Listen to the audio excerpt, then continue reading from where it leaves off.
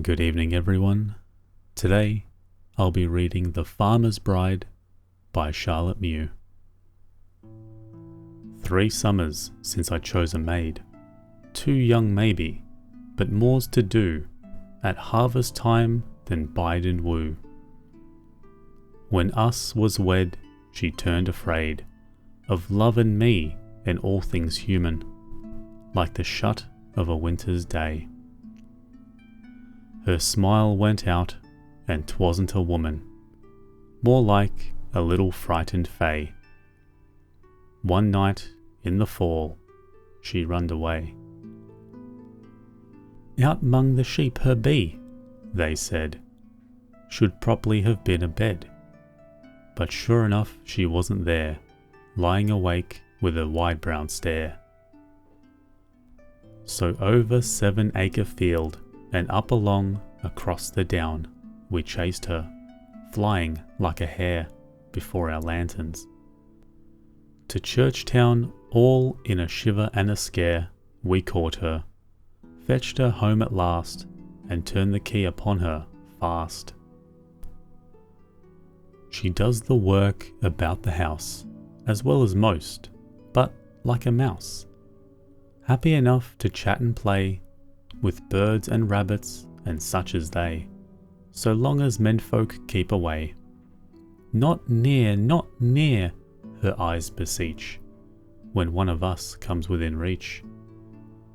The women say that beasts in stall look round like children at her call. I've hardly heard her speak at all. Shy as a leveret, swift as he, straight and slight as a young larch tree, sweet as the first wild violets she, to her wild self, but what to me? The short days shorten and the oaks are brown, the blue smoke rises to the low grey sky, one leaf in the still air falls slowly down, a magpie's spotted feathers lie on the black earth, spread white with rime. The berries redden up to Christmas time. What's Christmas time without there be some other in the house other than we? She sleeps up in the attic there alone, poor maid. 'Tis but a stair betwixt us. Oh, my God, the down, the soft young down of her, the brown of her eyes, her hair. Chapter 2. Fame. Sometimes in the overheated house, but not for long, smirking and speaking rather loud, I see myself among the crowd, where no one fits the singer to his song, or sifts the unpainted from the painted faces of the people who are always on my stare. They were not with me when I walked in heavenly places, but could I spare, in the blind earth's great silences and spaces, the din, the scuffle, the long stare, if I went back and it was not there? Back to the old known things that are the new, the folded glory of the gorse, the sweet briar air, to the larks that cannot praise us, knowing nothing of what we do, and the divine, wise trees that do not care, yet to leave fame, still with such eyes and that bright hair. God, if I might, and before I go hence, take in her stead to our tossed bed, one little dream, no matter how small, how wild. Just now, I think I found it in a field, under a fence, a frail, dead, newborn lamb, ghostly and pitiful and white, a blot upon the night, the moon's dropped child. Chapter 3. The Narrow Door. The narrow door, on the 3 steps of which the cafe children play, mostly at shop with pebbles from the shore. It's always shut, this narrow door, but open for a little while today. And round it, each with pebbles in his hand, a silent crowd the cafe children stand to see the long box jerking down the bend of twisted stair, then set on end, quite filling up the narrow door, till it comes out and does not go in any more. Along the quay you see it wind, the slow black line. Someone pulls up the blind of the small window just above the narrow door. Tiens, que vas-tu acheter? Renee cries. Mais pourquoi-tu des oignons? Jean replies, and one pays down with pebbles from the shore. Chapter 4. The Fête. Tonight again, the moon's white mat stretches across the dormitory floor, while outside, like an evil cat, the pion prowls down the dark corridor, planning, I know, to pounce on me, in spite for getting leave to sleep in town last night. But it was none of us who made that noise, only the old brown owl that hoots and flies out of the ivy. He will say it was us boys, Seigneur mon Dieu, the sacré soul of spies. He would like to catch each dream that lies hidden behind our sleepy eyes. Their dream? But mine. It is the moon and the wood that sees. All my long life how I shall hate these trees. In the Place d'Armes, the dusty plains, all summer through, dozed with the market women in the sun and scarcely stirred to see the quiet things that cross the square. A tiny funeral, the flying shadow of a bird, the humpbacked barber Celeste Lamere, old Madame Michel in her three-wheeled chair, and filing past to vespers, two and two, the demoiselles of the pensionnat, towed like a ship through the harbour bar, safe into port, where Le Petit Jésus perhaps makes nothing of the look they shot at you. Si défendu, mais que voulez-vous? It was the sun. The sunshine weaves a pattern on dull stones. The sunshine leaves the portraiture of dreams upon the eyes before it dies.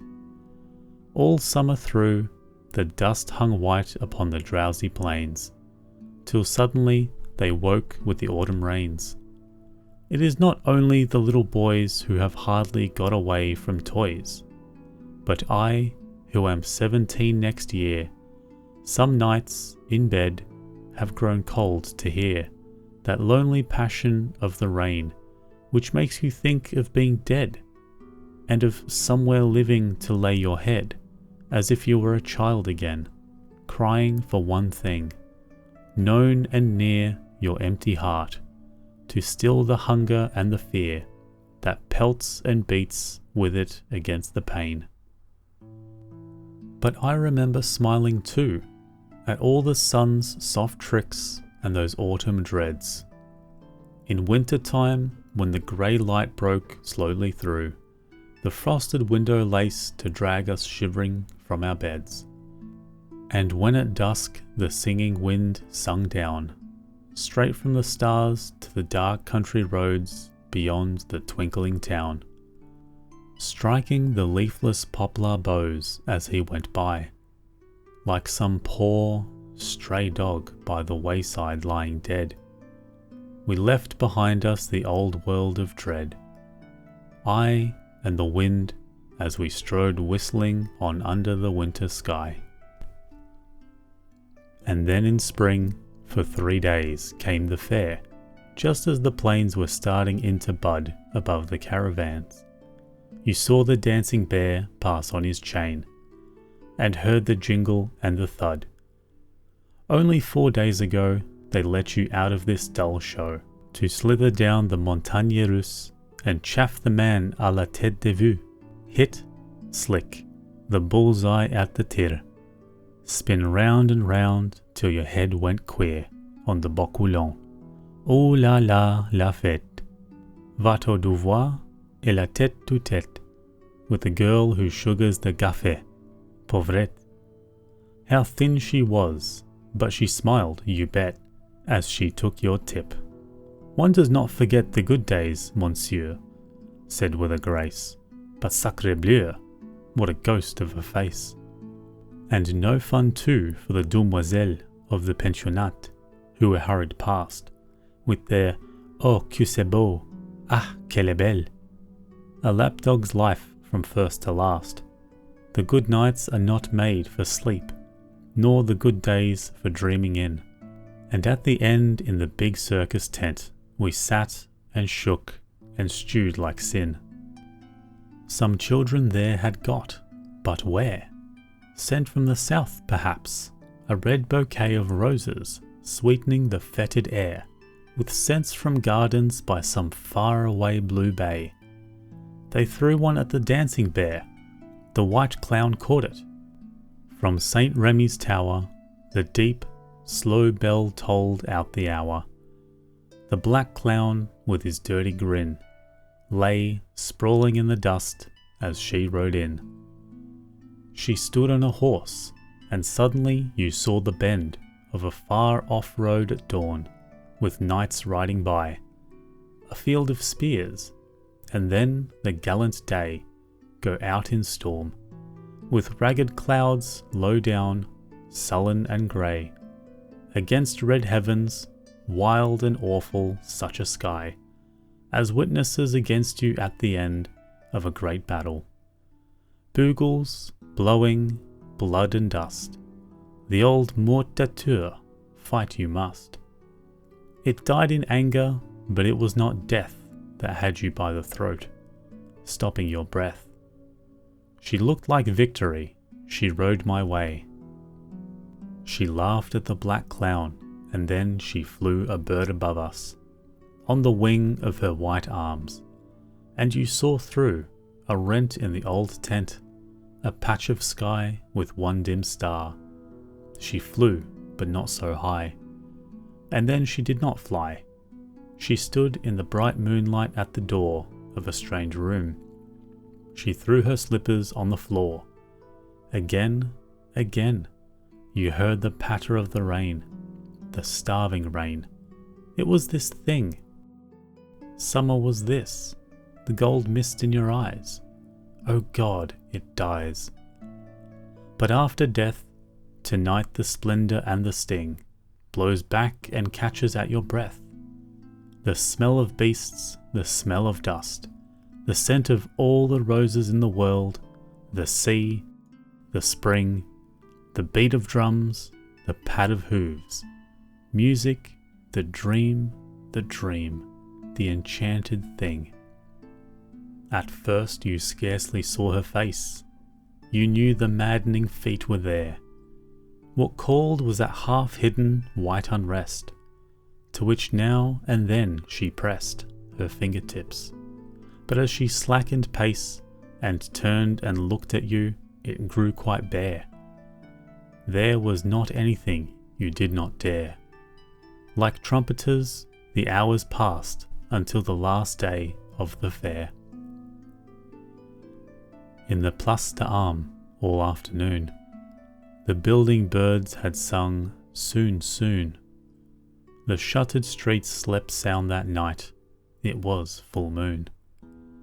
The path into the wood was almost white. The trees were very still and seemed to stare. Not far before your soul the dream flits on, but when you touch it, it is gone, and quite alone your soul stands there. Mother of Christ, no one has seen your eyes. How can men pray even unto you? There were only wolves' eyes in the wood. My mother is a woman too. Nothing is true that is not good. With that quick smile of hers, I have heard her say, I wish I had gone back home today. I should have watched the light that so gently dies from our high window in the Paris skies. The long, straight chain of lamps hung out along the scene.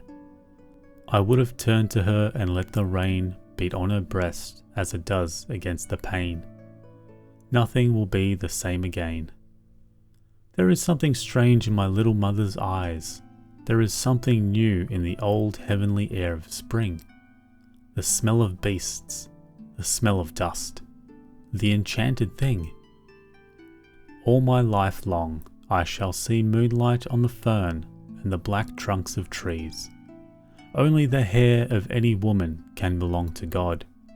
The stalks are cruelly broken where we trod.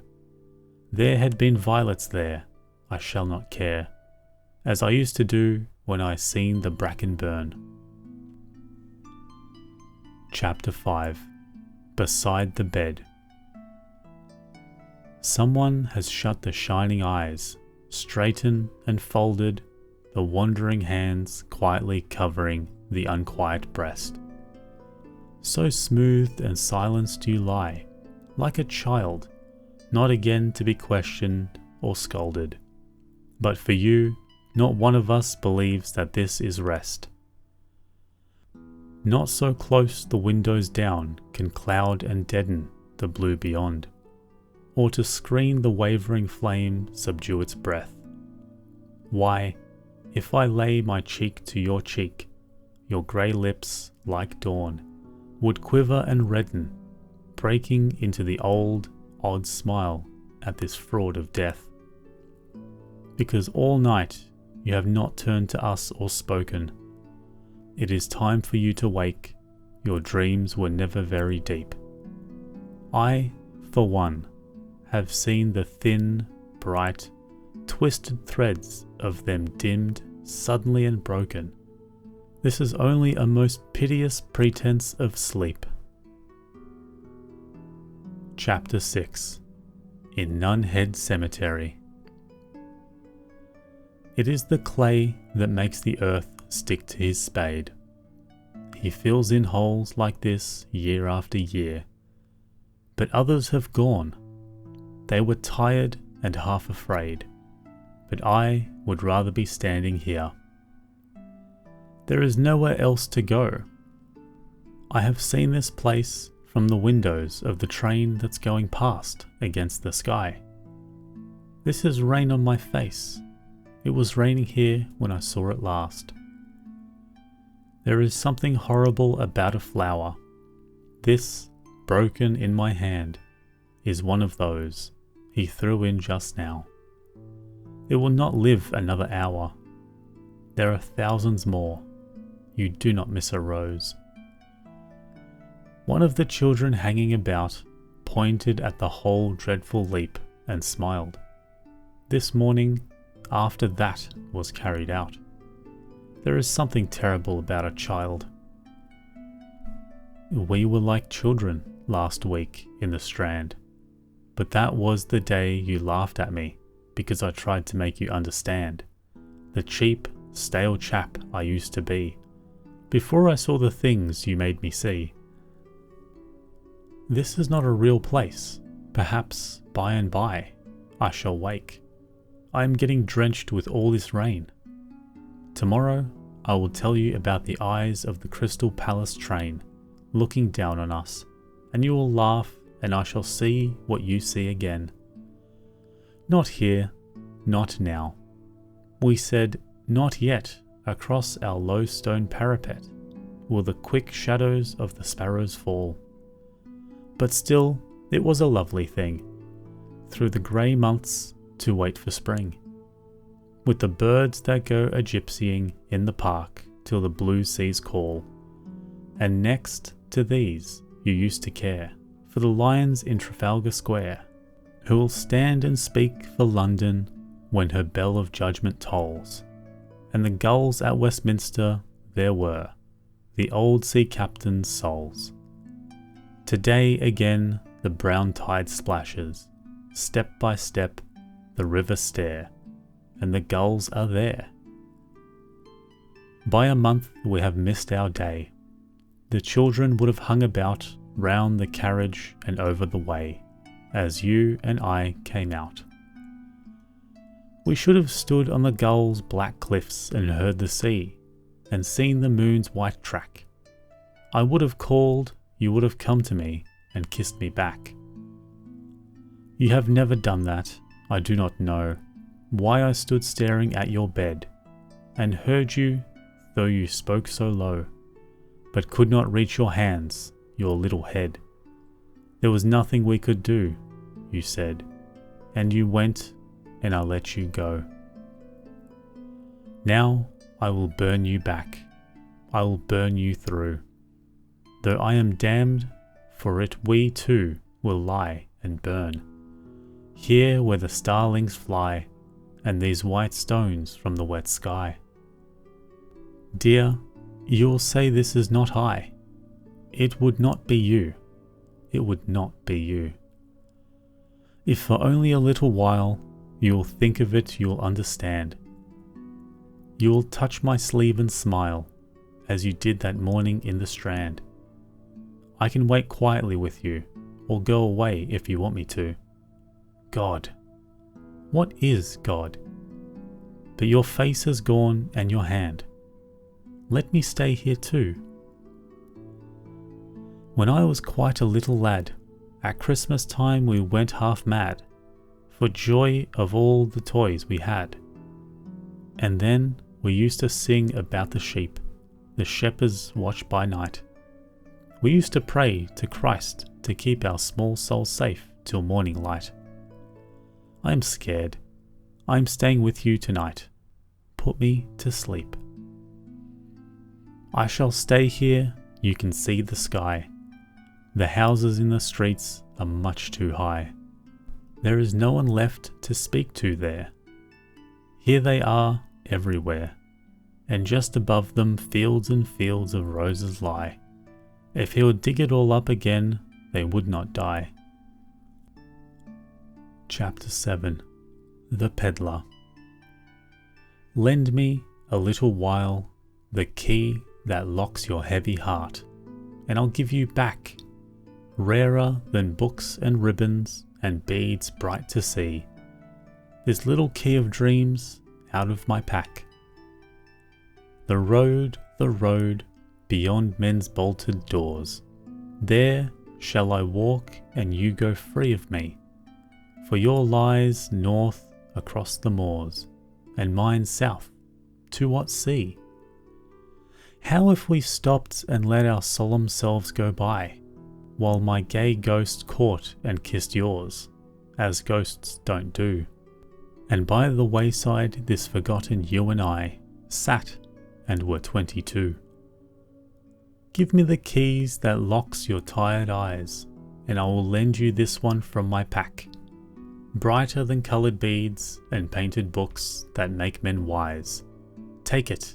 No, give it back. Chapter 11.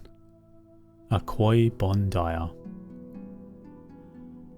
17 years ago, you said something that sounded like goodbye, and everybody thinks that you are dead, but I. So I, as I grow stiff and cold, to this and that say goodbye too, and everybody sees that I am old, but you. And one fine morning in a sunny lane, some boy and girl will meet and kiss and swear that nobody can love their way again, while over there you will have smiled, I shall have tossed your hair. Chapter 13. On the Asylum Road. Theirs is the house whose windows, every pane, are made of darkly stained or clouded glass. Sometimes you come upon them in the lane, the saddest crowd that you'll ever pass. But still, we merry town or village folk throw to their scattered stare a kindly grin, and think no shame to stop and crack a joke with incarnate wages of man's sin. None but ourselves in our long gallery we meet, the moor hen stepping from her reeds with dainty feet, the harebell bowing on his stem. Dance not with us, their pulses beat, to fainter music, nor do we to them make their life sweet. The gayest crowd that they will ever pass, are we to brother shadows in the lane? Our windows too are clouded glass, to them, yes, every pane. Chapter 14. Jour de Morts. Sweetheart, is this the last of all our posies, and little festivals my flowers are they? But white and wistful ghosts of gayer roses, shut with you in this grim garden? Not today. Ah, no, come out with me before the grey gate closes. It's your fate, and here is your bouquet.